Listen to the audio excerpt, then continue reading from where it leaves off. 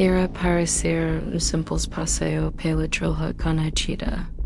Ana havia feito esse caminho dezenas de vezes com os pés.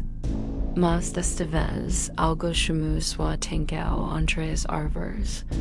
Brilho estranho, quase hypnotizant. Ela se afastou apenas alguns passos da trilha principal. Apenas alguns PSSOs e nunca mais encontro o caminho de volta. A floresta parecia diferente agora. As árvores eram reduzidas como garras gigantescas, seus troncos cobertos por uma substância viscosa e escura.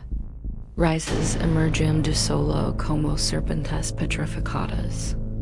O céu que antes mostrava o sol da tarde, agora estava manchado de vermelho sangue, filtrado através de uma névoa espessa e sufocante.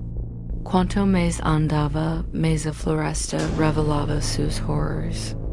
Esqueletos de anime pendurados em galhos baixos balançavam como vento gelado.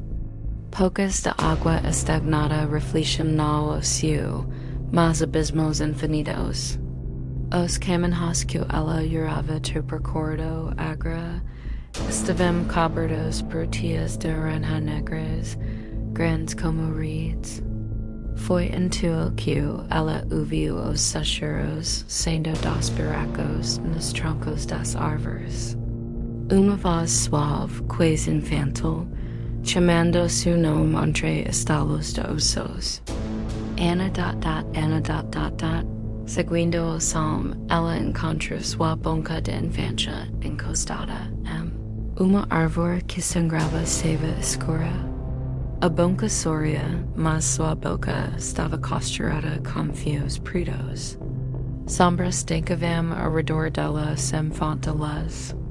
Vultos se moviam entre as árvores, figuras altas e magras com membros desproporcionados.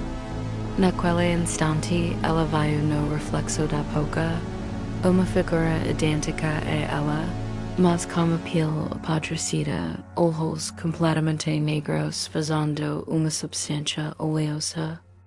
Ana entendeu naquele momento terrível. A floresta não apenas a observava, ela a estava transformando, criando versos corrompidos de sua alma. O pânico tomou conta dela. Ana correu entre árvores que pareciam se inclinar para pegá-la.